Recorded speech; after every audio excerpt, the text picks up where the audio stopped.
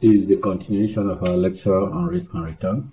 In part 1, we looked at risk and return of a single investment. Part 2, we looked at that of a portfolio. In part 3, we look at efficient frontier. In this part, we are going to look at capital asset pricing model.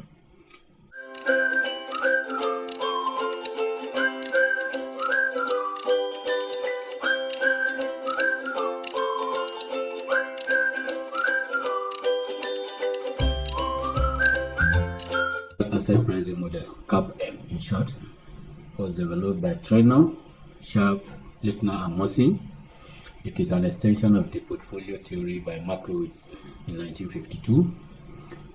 The Capm deals with valuation of individual assets held in a diversified portfolio. When we look at the value of an individual asset, a portfolio consists of so many assets. But here we are looking at valuation of an asset, a single asset in that portfolio. So it is based on the notion that only systematic risk is relevant if an asset are held in a diversified portfolio. What is a systematic risk? Let's look at the types of risk. We have two types of risk. We have the diversifiable or unsystematic risk. For unsystematic risk, the variability of return on portfolio is not explained by the general market movements. It is avoidable through diversification. As you add a plenty number of assets to the portfolio, this kind of risk can be diversified completely. Example is industry-specific risk. Those risks that only affect an industry is industry-specific risk. So it will not affect all the other industry. So that industry-specific risk is an example of a diversifiable risk. Now, the second type is undiversifiable risk, or what we call systematic risk. So the variability of return on a portfolio associated with changes in return on the market as a whole. So for systematic risk, the changes in the market as a whole will definitely affect all the assets that you're having in a portfolio. So this kind of risk cannot be diversified, cannot be eliminated with diversification. You cannot eliminate this kind of risk completely. It cannot be eliminated completely with diversification. As you add stocks, the risk still remain. Now, the example of this risk is changes in the economy, tax reform, changes in the world energy, or policy or politics of the world, like what is happening in Ukraine. As Russia attacked Ukraine, it affected stock market around the world. So that kind of risk cannot be diversified away completely.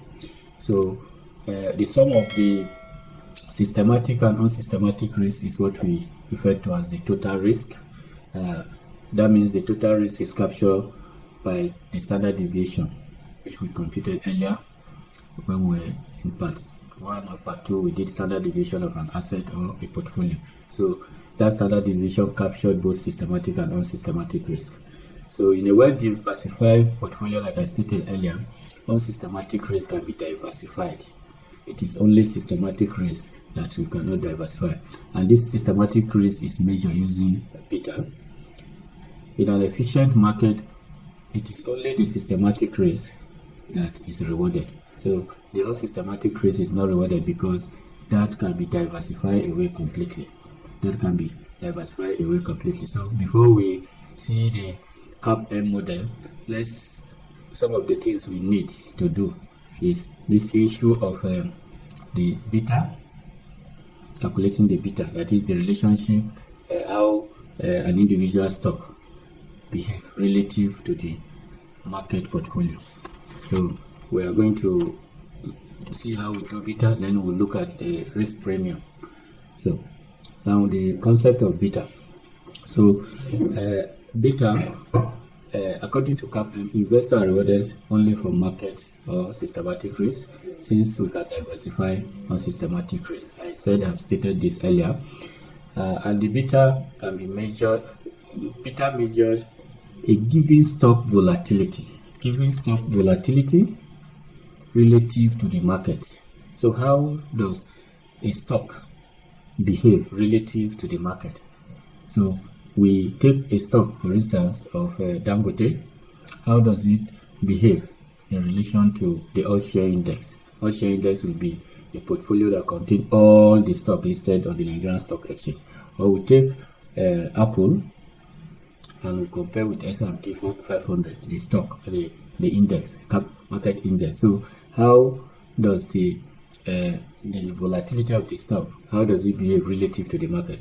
So for beta, it is the slope of the market model. So for a stock, if we say this equation represents the return of a given stock, so it is a function of alpha plus the beta of the stock multiplied by the return of the market portfolio.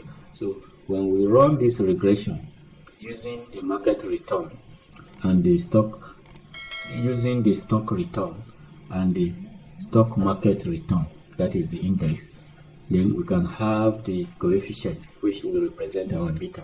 There are other ways we can find the beta which we stated, which we are going to say in the next page. So here we say this represents the return of the individual stock, then this represents the stock, the return of the market portfolio, and the beta is the estimate of the slope of the regression. So if we run this regression, we should be able to get that. Now the beta also can be computed by taking the ratio of the covariance between the individual stock and the market portfolio. The ratio of the covariance all over the variance of the market portfolio. So also, if we have correlation coefficient between the individual stock and the market portfolio, we should be able to find beta also using the correlation coefficient between the two multiplied by the standard deviation of this individual stock divided by the standard deviation of the market portfolio. And this goes to say that the higher the correlation coefficient, the higher the beta value. If any of these value is high, or even the risk of the individual stock is high, so once correlation value is low, because it is a measure of diversification, it can bring down the beta value. So we can also find the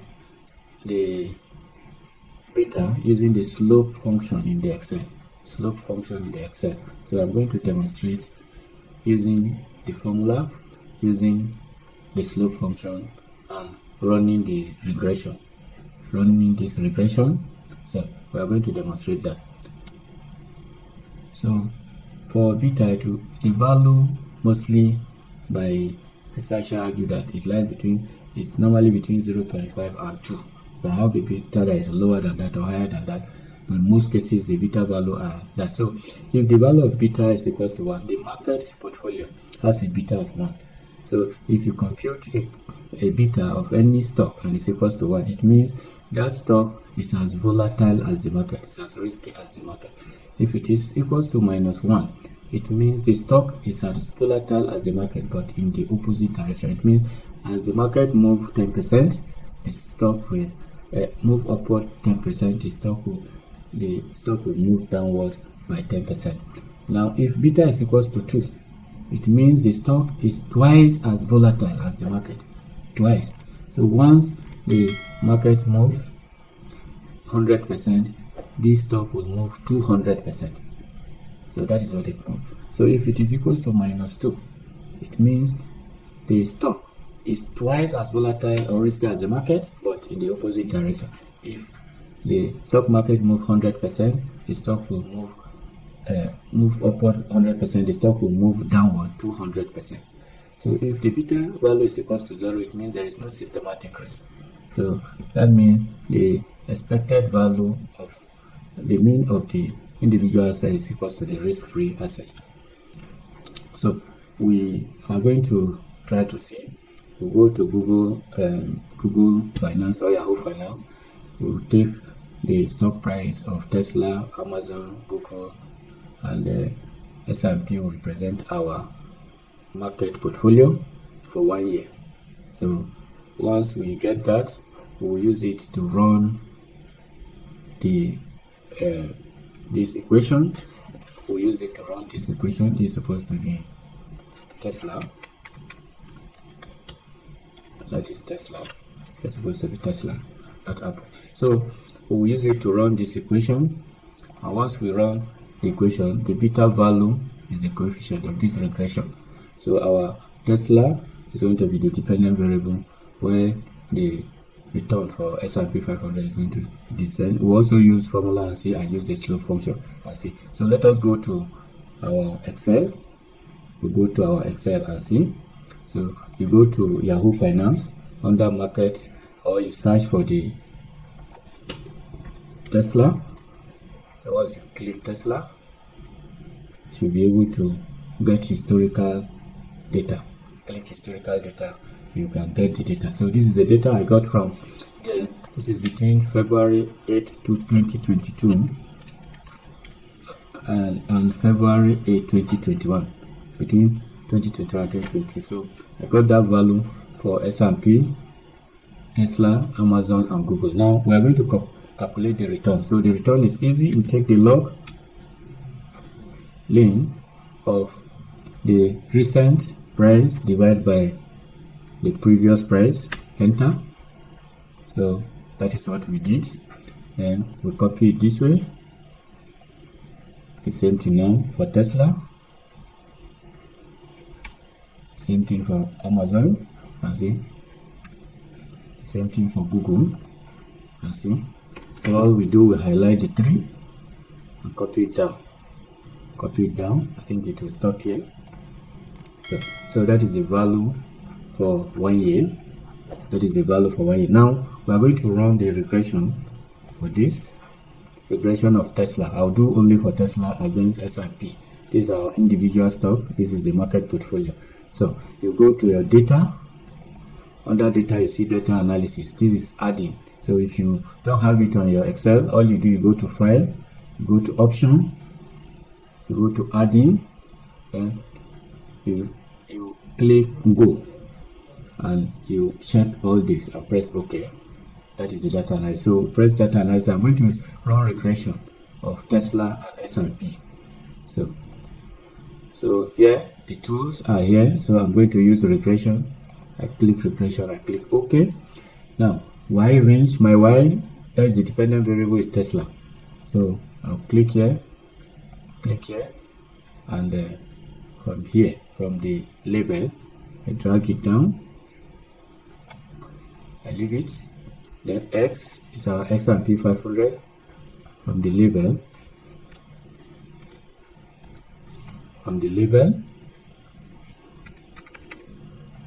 S&P, I drag it down. That is it. Then I'll click label so that it will recognize the label. Then I'll click output range, click here, and come to my Excel and place where I want the output to appear.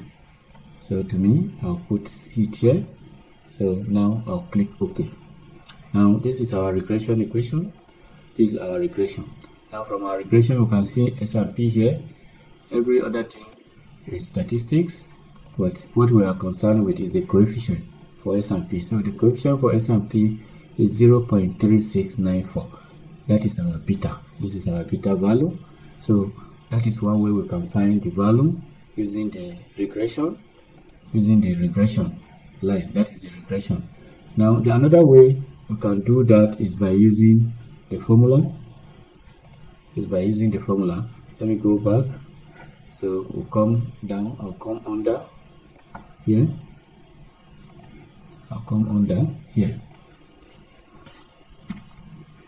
Now first I want to find the beta. So what I need is, I need the covariance and I need the variance. So the covariance, let me find the variance. This is equals to variance S. This is a sample data. So I'll go up and highlight. I'm finding the variance of Tesla. The variance of Tesla.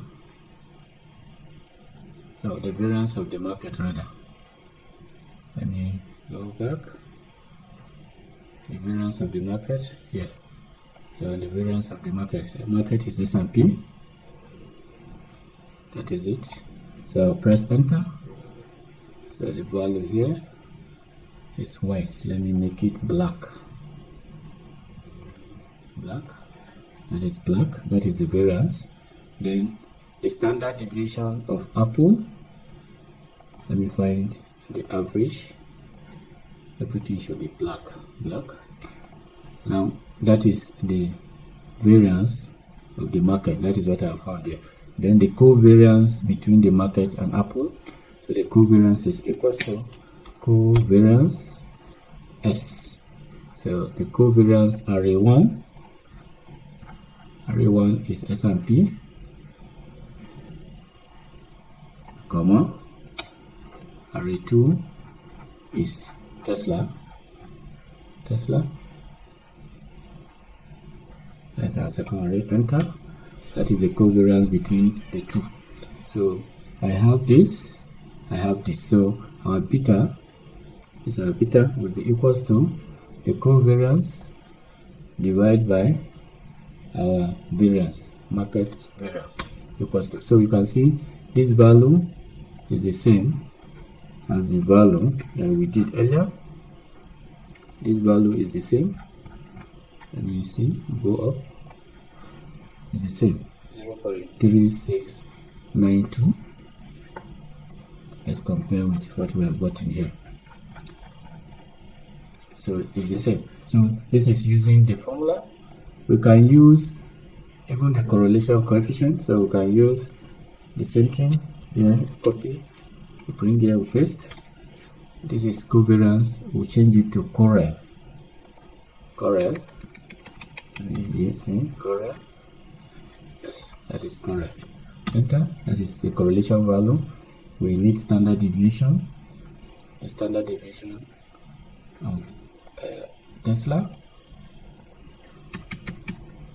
TSLA. So we can find the standard deviation of Tesla, ST-DEV-S. So we go up.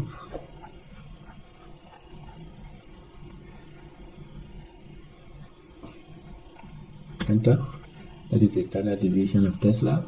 We need standard deviation of this. We already have the variance, so we can use our square root function of the variance. That is the variance.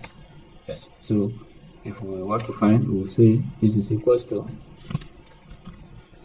the correlation times the standard deviation of the security. The standard deviation of the security, that is Tesla, divided by the standard deviation of the market, which is this. Enter. You can see the value.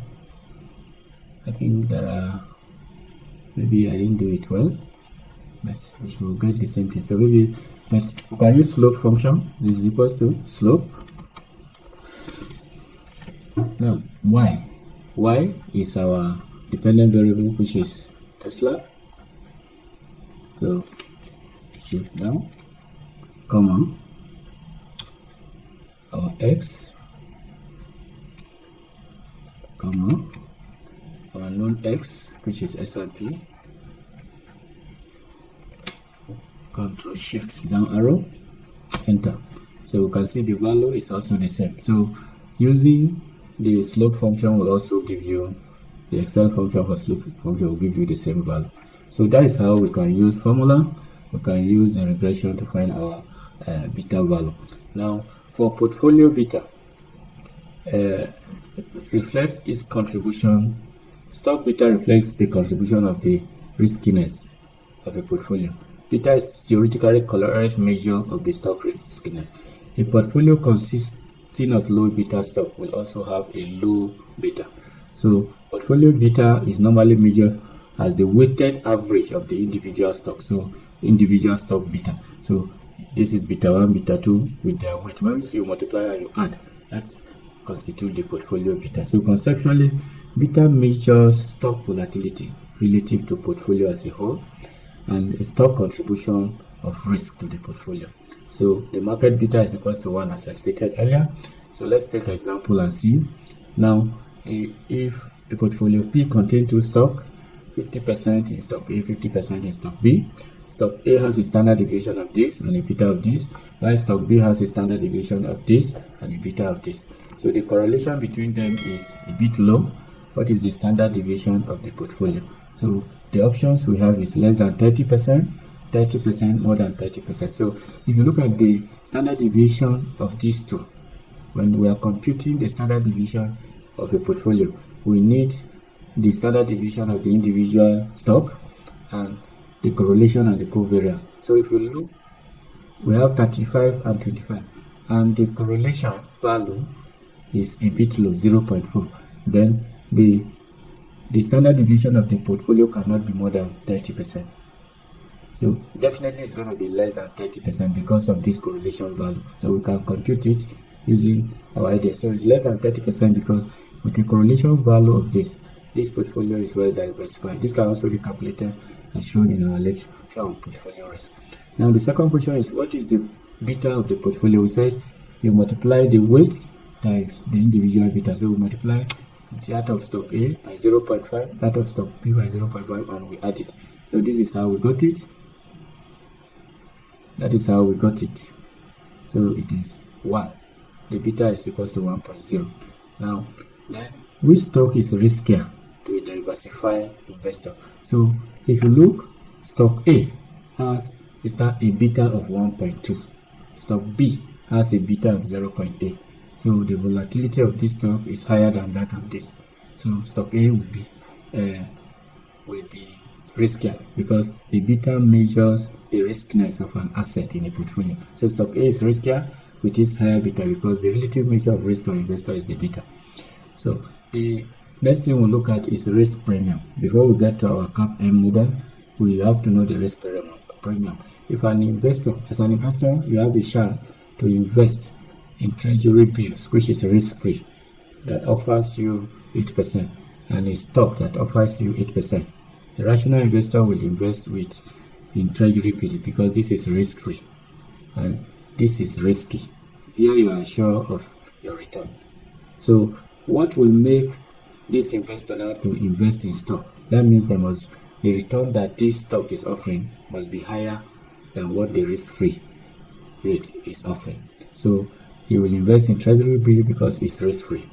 So investors need to be induced to take extra risk with promise of extra return. So this extra return is what we call the risk premium. So whatever extra return that the investor is going to get is what we call risk premium. So risk premium therefore is the return you get from the markets you less the risk-free rate. So to get the required return is the risk-free rate plus that risk premium. So that is the required return. Now risk premium is the required reward for taking that extra risk. So this is very, very important. The extra risk is very, very important. The reward you get for taking that is what we term risk premium. But an efficient market will not reward all this risk. It will not reward all this risk. So it will reward only the systematic risk. As we mentioned earlier, only the systematic risk will be rewarded. That is the market risk. So the market level risk is what beta calculates, and that beta which we have done earlier, compute is a computation for the market risk. So let's take example to see. The risk premium on an individual varies in a systematic manner from market risk premium. So for an individual stock, the risk premium is different from a market risk premium. We'll show you.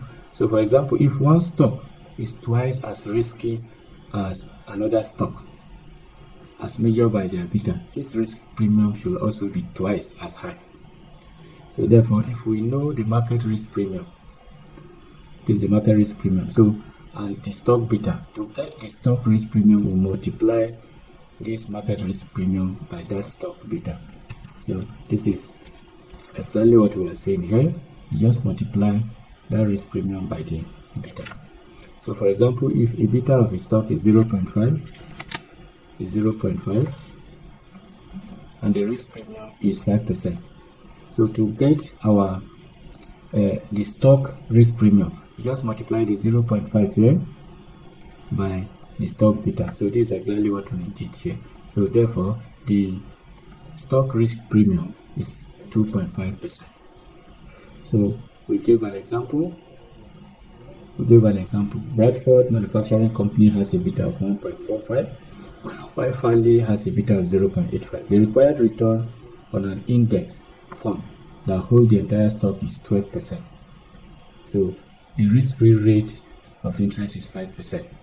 So what is the stock market premium? So the stock market return is 12%.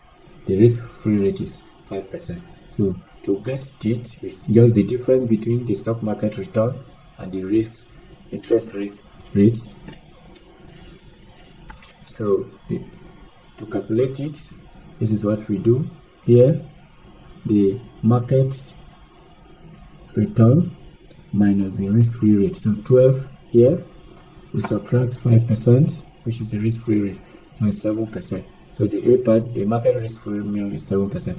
What is the difference between Bradford risk premium and Farley risk premium? We said earlier, to calculate the risk premium of an individual stock, you multiply the risk premium of the market by their beta. So the beta for Bradford is 1.45. So we multiply it by that risk premium, 7%, we have 10.15%. Then for Farley, the beta is 0.85. We multiply it by the 7% and we got 5.95%. So they say, what is the difference between the two? The difference is this minus this, which will have 4.2%. So for Bradford is higher because the beta value for Bradford is also very, very high.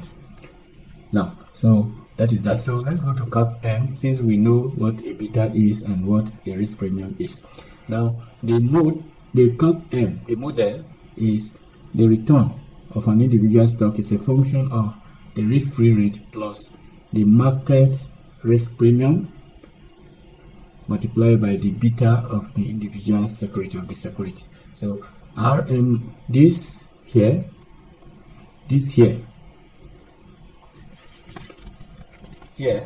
what we have here is our risk premium. That is what this is standing for. So this is the return of the stock I, risk-free rate, stock market return, the market risk premium, and the beta of the stock.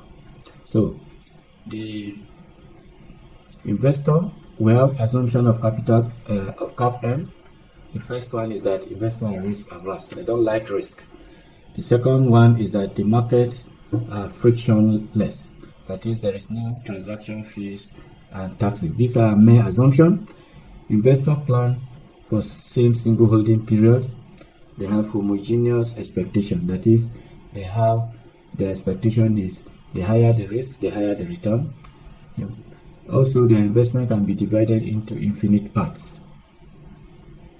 Also, they are price taker. They are not big enough to control the market, and the market is efficient, meaning all information are captured in the stock market. So with that, we have a quiz so that we'll be able to solve for our capital asset pricing model. Here the risk-free is 3%, the market premium is 4%, the stock A has 1.2 beta, stock B has 0.8 beta. So what is the required return on each of the stocks? So here we are going to use our Capm model to solve the question. So let's go to our Excel and see how we can do that. So in our Excel, we go here. This is our Capm model. Now here the risk-free rate is 3%, so 3%. The market risk premium is 4%, so that is our risk premium. Let me magnify it. 4%. The beta for A is 1.2. The beta for B is 0.8. So using our formula, we start with risk-free equals to risk-free is 3% plus bracket open. So we already have our risk premium, which is 4%, times our beta for A, 1.2, enter. So for A is 7.8%. For B, this is equals to 3% plus risk premium times beta for B, enter, 6.2%. 6.2%. So this is our required rate of return for B. Assume that the investor become less willing to take on risk, so that the market premium rises from 4% to 6%. So there is an assumption here. If this is 6%, so let me put those values back here. 3%, risk premium is now 6%, beta of A is still 1.2, beta of B is still 0.8. Now what will be our value? What effect will this have on the required rate of return? So let's find the required rate of return for the two. This is equals to this plus this times this, enter, equals to this plus this times this. So if you look at this, the effect is that because the investor becomes risk averse and desires the market risk premium to be raised from 4% to 6%, this increases the return of portfolio A, stock A, to 10.2%. A change of 2.4%. This minus this will give us this. You understand? Then, and this increases from this to this.